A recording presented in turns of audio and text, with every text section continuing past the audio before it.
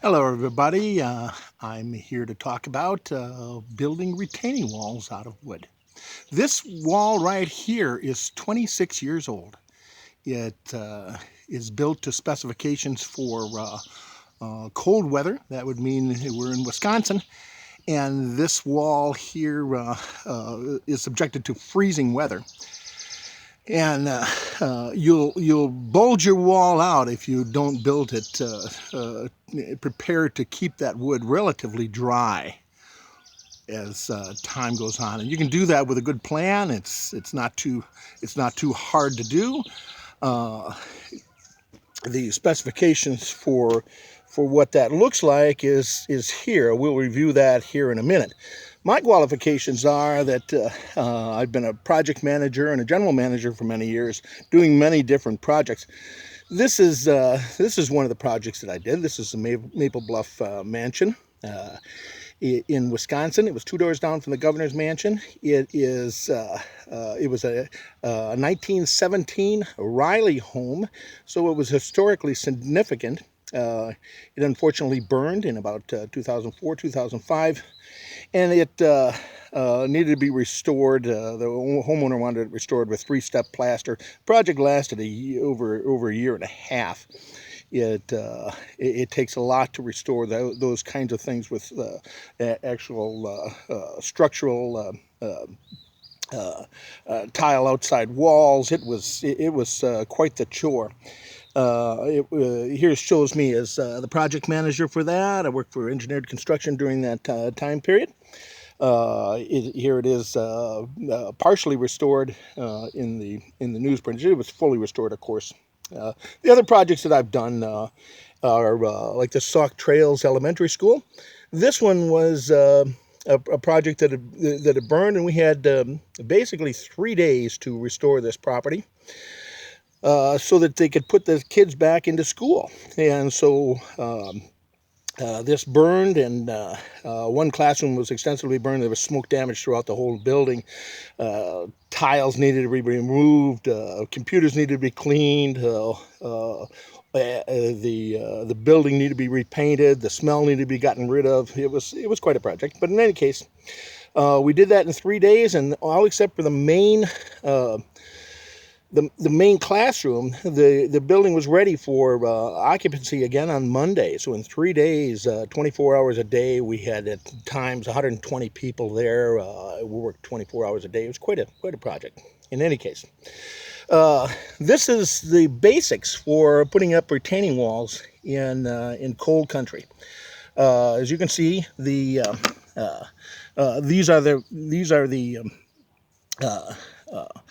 the timbers looked at in a cross section. You'd put this landscape fabric. You go to a landscape company and get landscape fabric. You want it in one sheet. You don't want the cheap stuff. You want the stuff that feels like a tarp, but it lets water through. But it doesn't allow for the dirt fill to weep into the stone. The stone then allows the water to run through this and keeps it relatively dry behind, so that in the wintertime, water doesn't build up behind this and bulge the wall up. So that's the basics. Here's ground level. You don't have to put them very deep in the ground, but the taller it is, the more you need to go down into the ground. So a relatively small wall like this, 1.5 would be just fine. These here are rebar, so you drill through like about down to here, and then you pound this rebar down up through these things, which tie the wall together and keep it straight. The other thing that keeps it straight then is ones that they call deadmen. Deadmen are ones that go straight back off of that. You have to puncture through the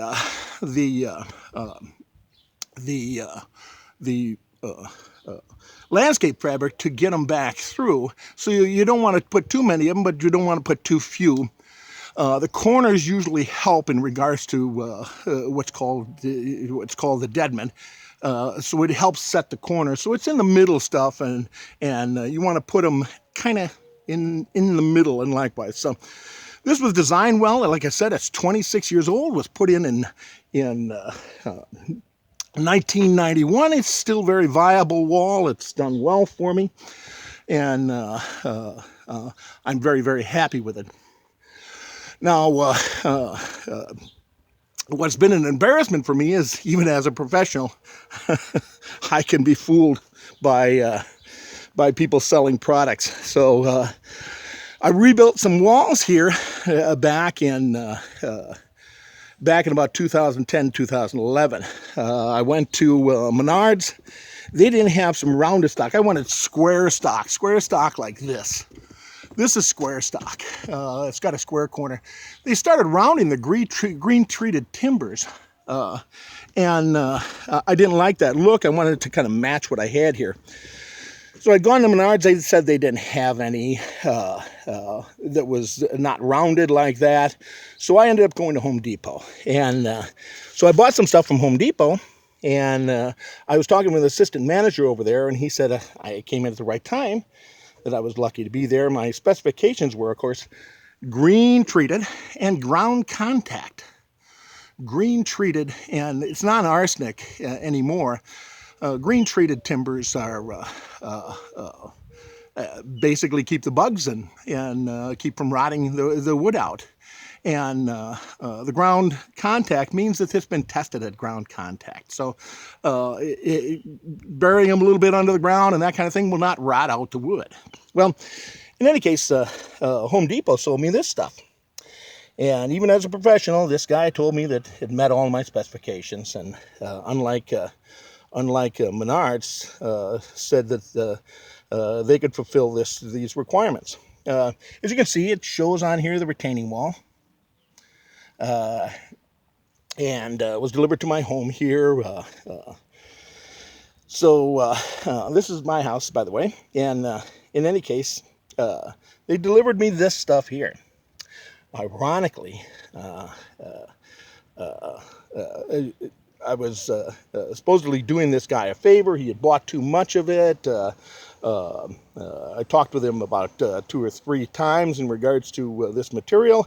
Talked to him on the phone and in person. And, well, let me show you what the result was. This is what happens when you don't buy green treated timber. So, even though I was told this met all the specifications, and with all my history of likewise, I trusted guys at the Home Depot store to give me accurate information. They did not. You can see it collapses down into the ground here, and the boards have been rotting ever since today. So this project was 1991. This project, of course, is 2010, 2011.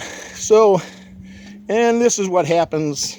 These steps are considered the deadmen here, and they help stabilize that wall. It was well designed, and I was really proud of how well we designed this and executed the program. The problem was the materials. I don't know why anyone would even sell this stuff, quite frankly. It's not landscaping material.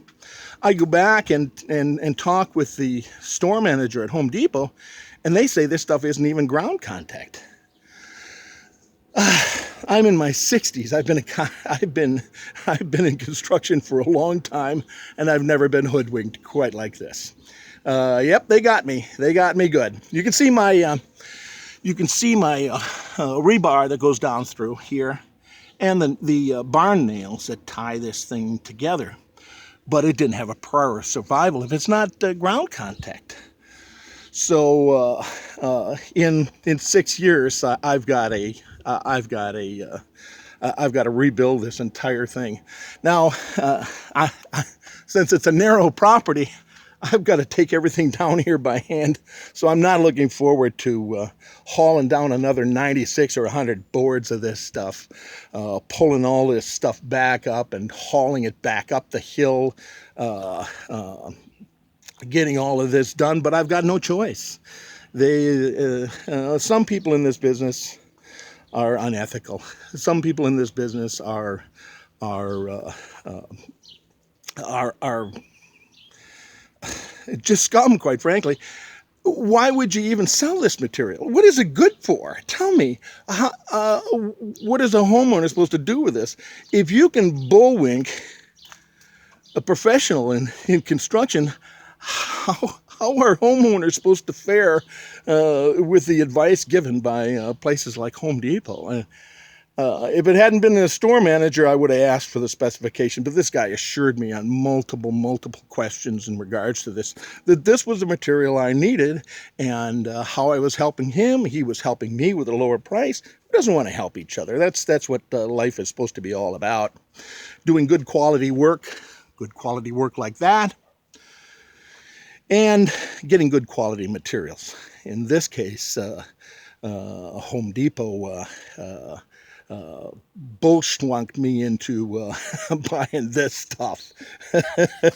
Look at this. This is dangerous stuff, man. I can't hardly even walk down here. I can't have children play down here. I can't do anything in regards to that until it's been replaced. So this is the good, the bad, and the ugly, I suppose. I've got to go down, redo all this stuff. They've taken me for a lot of money, probably even given this guy a bonus over this stuff in regards to selling me this material. I'm whatever price I got for it was, whether it be $1 or $18, was way too much. Way too much. This stuff is no good. Unethical people sell materials that have absolutely no use whatsoever. Tell me how you would even use this material. You wouldn't use it inside. It's an outside material. And outside, it's not even ground contact. So what are you going to do with it? So people who sell this junk, quite frankly, are unethical. Contractors who buy this stuff and install it for people are unethical too. Me, I ended up putting it in my own home with the help of Home Depot. Well, you got me, sure. The cost of materials is a fraction of the cost of doing a project like this. The labor, it's labor intensive, and especially on a site like this, requires almost all labor. You can't get any equipment down here, so.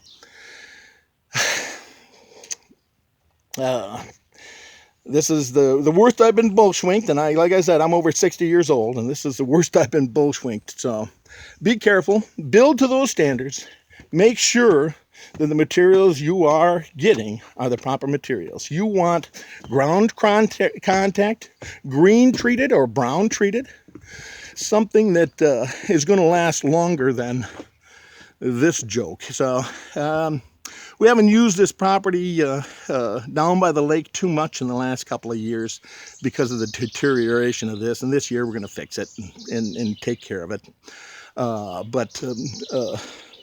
Please remember, follow the fundamentals. You want to keep this stuff dry. You want it looking like this, and you want a long life like that. Don't be bullschwinked by